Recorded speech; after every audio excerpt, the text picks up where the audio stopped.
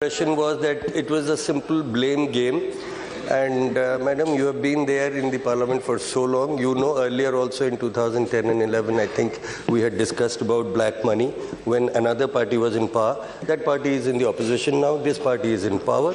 So governance and government do not change according to political parties is what I believe.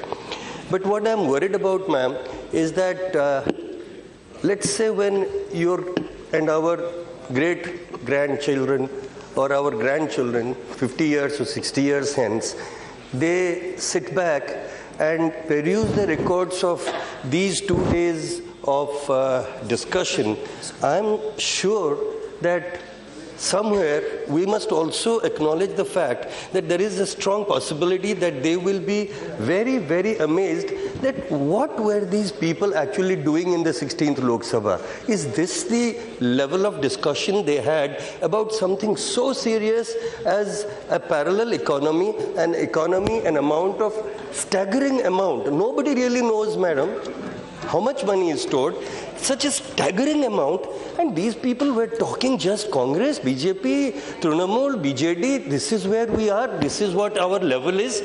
Ma'am, this is very, very worrying for all of us, and I'm sure you would also be worried. I am not excluding myself from this thing, I am also very much a part of this, and I'm also worried. Black money, as you know, ma'am, has very many different connotations in different parts.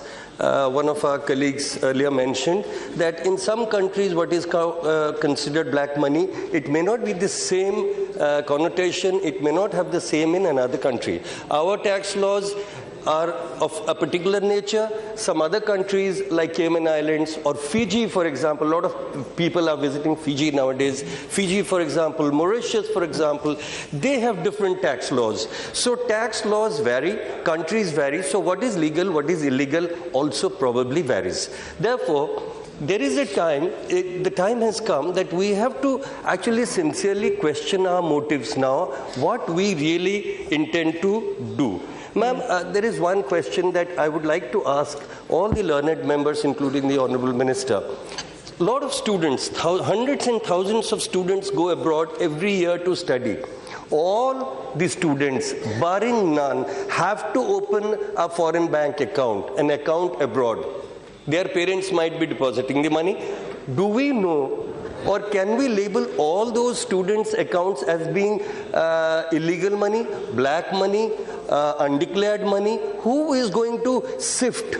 Who's going to differentiate which is an industrialist's corrupt corporate money, which is a student's money, which is a politician's money, which is a businessman's money? Who is going to do that? Do we have a mechanism for that? Ma'am, before you ask me to finish, I would like to actually break my own record because I'm so humble. I would like to finish it before you ask me to. Couple of questions should go on record. Should all foreign bank accounts be investigated? How do we identify that money in a certain bank account is illegal or not? Students who go abroad have bank accounts too. Is the money in that bank account also unaccounted money? Question 2. How are our estimations being made? Should we even be making estimations and promising or not promising? Madam, the Prime Minister had gone to my constituency to a place called Talcher. He did promise that 15 lakhs will be given to each individual Indian. I have that on video. I am not hitting out at the Prime Minister. I respect because the Prime Minister is not Mr. Narendra Damodar Das Modi. He is the pride of India. He is my country's Prime Minister. I am speaking for my country. I am not speaking as a politician here on this floor. So I'm proud that he has at least given thought that this needs attention. That itself is a great beginning, and I will give kudos to him for that. But how do we go about it? Illegal money can be easily linked with terrorism and insurgency.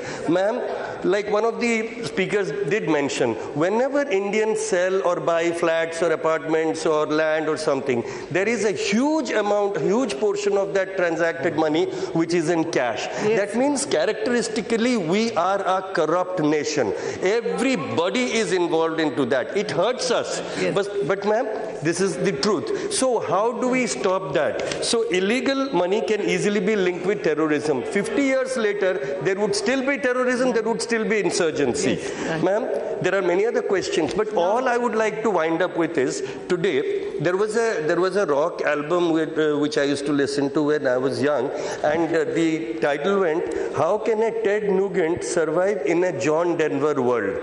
What it means, madam, today is the world of Bitcoin. Bitcoin is a currency which is electronic in nature. It is a peer-to-peer dealing. And there is no hard cash, no hard currency. People are now starting to deal through Bitcoins. It has started to happen in India. The Reserve Bank of India has also warned the government, has also warned the people of this country that take care, you could be inviting trouble, you could be inviting legal action. Is the government planning for the future or not? It is not yesterday that we have to look to. Yes, we have to get the money back. We should make all efforts. But let us change our tax regime. Let us change our tax laws. Let us make tax paying an inviting factor, so that I feel like paying tax, not that I want to run away from the finance minister and from all his IT sleuths and from all his people. Let me feel happy, let me feel proud to be an Indian that I paid tax. Yes, thank you. This is what I would like to say. Let us think of the future. We have innumerable challenges coming up for this country, for the generations that are to come ahead, beyond us. Let us prepare this country today so that tomorrow they have a better existence. Thank you so much, madam. Thank you, Honorable Minister. Yes, Mr. Minister.